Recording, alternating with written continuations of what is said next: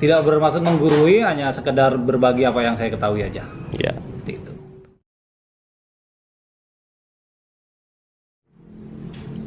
Assalamualaikum Lur. Saya sedang berada di bengkelnya Mas Toga di daerah Andong Boyolali gitu. X-Max yang kemarin dibikin 300 cc. Ini mohon maaf suara saya berubah ya, soalnya lagi pilek. Mau membahas ini piston forging dan piston casting. Nanti biar dijelaskan sama Mas Toga, karena dia kan yang asli mekanik. Kalau yang ngejelasin saya nanti mah luput.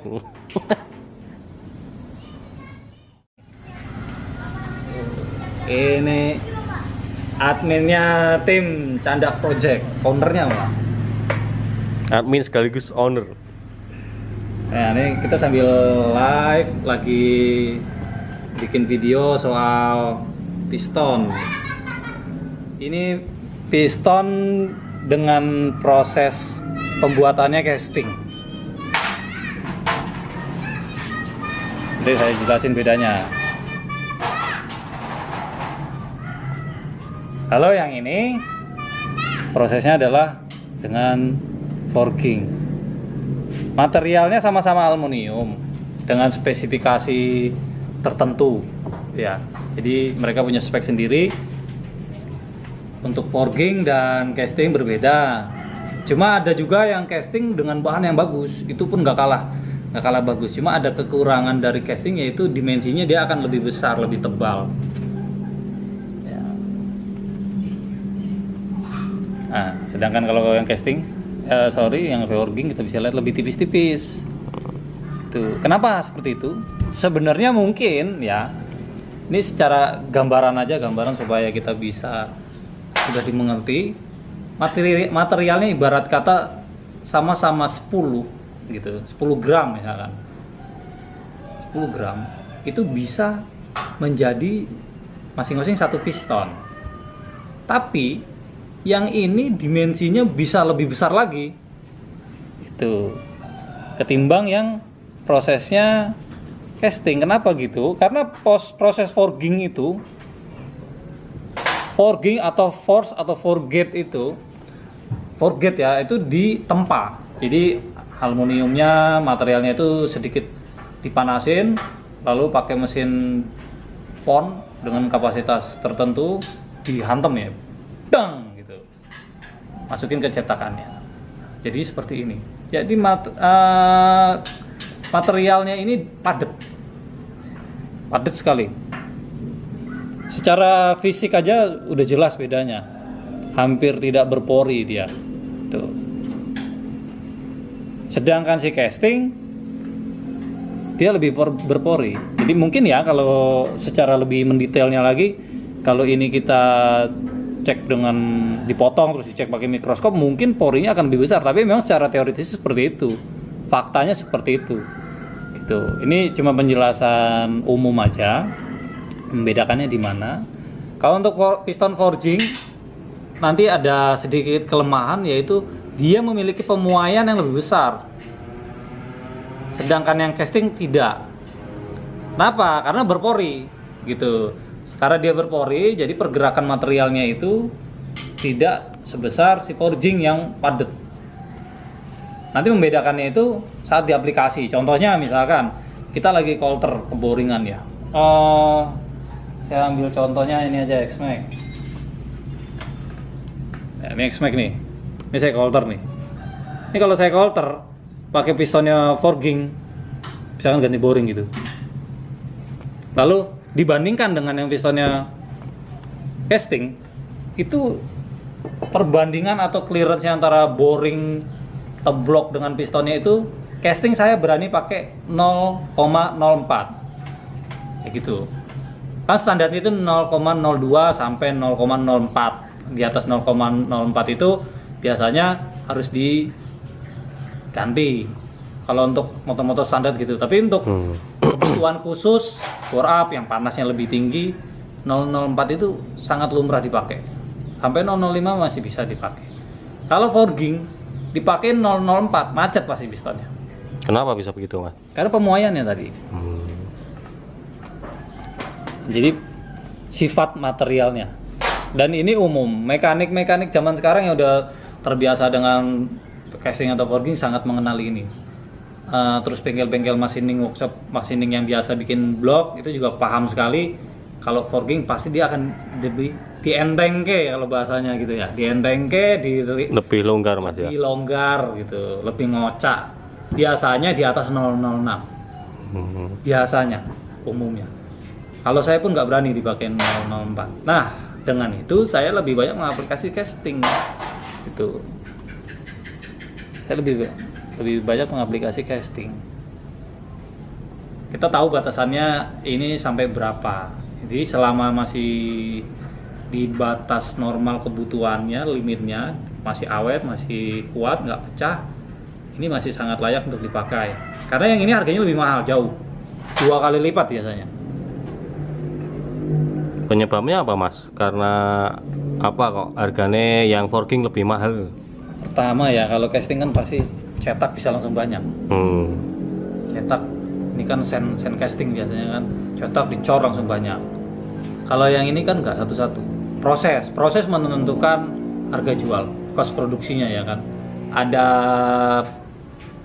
proses atau ada langkah yang lebih banyak ketimbang yang ini. Gitu. Ini habis di forget, proses forget tadi ada yang hasilnya bisa misalkan kurang bagus, dia biasanya di sandblasting udah jadi, udah berbentuk seperti ini, padat ya kan, tinggal di machining di bubut CNC. Kalau yang ini biasanya ini lebih banyak bari cetakan ya. Ini yang bagus sebenarnya ini dirapiin yang bagus ya, tapi biasanya untuk menghemat waktu langsung pasang ya nggak apa-apa, nggak ada masalah. Tuh terus yang forging ini lebih tahan gebuk, lebih tahan panas ya? Nggak, lebih tahan dari sisi pemakaian. Ibarat kata piston casting di 40 horsepower pecah gitu, misalkan nih, kita ngomong misalkan ini belum, ini lebih kuat.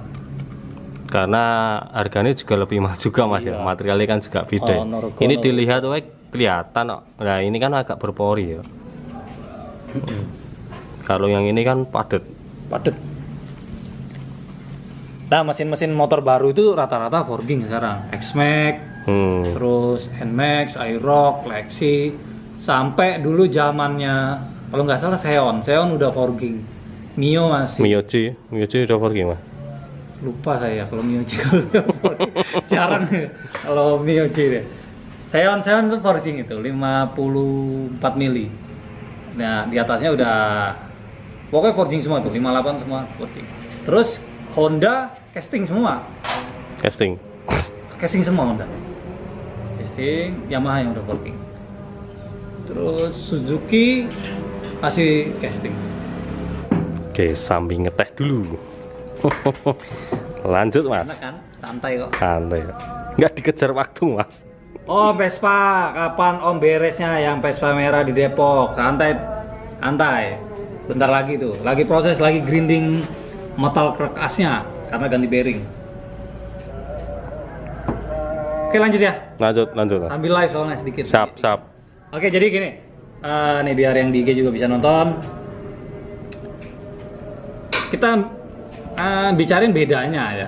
Kalau tadi kan sifat materialnya, terus aplikasinya gimana. Ini sebenarnya sama untuk aplikasi juga. Kalau casting itu perbedaannya dengan forging yang sangat mendasar dalam pengaplikasian ya. Pertama, kita nyari yang bidang geseknya lebih kecil kalau pakai forging tuh. Kan jelas beda. Nah, lalu gini. Selain dia tahan power yang lebih tinggi daripada si casting, ada nanti kalau mekanik biasanya tahu yang namanya piston speed. Piston speed itu range-nya itu bermain di 20 meter per second sama 21, 25. Nah, itu menentukannya itu mau di mana. Itu menentukan piston apa yang dipilih. Makin tinggi piston speednya, kekuatan pistonnya juga harus diperhitungkan. Karena makin tinggi piston speednya berarti RPM-nya juga nanti akan lebih tinggi. Gitu. Jadi kalau teman-teman pernah ngerasain RPM-nya tinggi terus pecah pistonnya, itu dia nggak kuat. Karena kalau di dalam itu piston ini gerakannya ini namanya snake motion. Jadi gerakannya itu apa? Oke, selain piston ada suara soang ya. Banyak. Penampakannya yang di tahu ya. Itulah enaknya di desa. Jadi kita bisa mikir santai sambil dengerin lam. Jadi gitu. Piston itu ada snake motion. Gerakan itu gini dia di dalam. Kenapa saya bilang begini? Karena semua punya clearance. Stang seher ada clearance kanan kiri, ya kan? Ada gininya, ada gininya. Jadi waktu dia bergerak itu dia seperti ular. Tuh. Nah, makin tinggi itunya maka si dinding piston ini namanya skirt atau apa ya? Skirt itu disebutnya pokoknya bagian bawah. Skirt kan artinya rok atau bagian bawah. Nah, ini yang paling menahan impact di sini.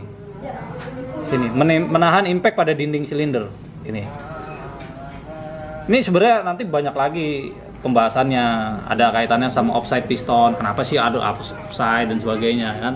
Tapi ini kita sedang membandingkan antara dua jenis material dan bukan material, jenis proses pembuatan pistonnya. Nah kalau si casting kita mau bikin kecil kayak gini nanti kekuatannya akan lebih berkurang, sedangkan kekerasan materialnya itu kan si forging lebih tinggi, jadi dia dibikin lebih kecil lebih kuat. Kita bisa lihat gini deh.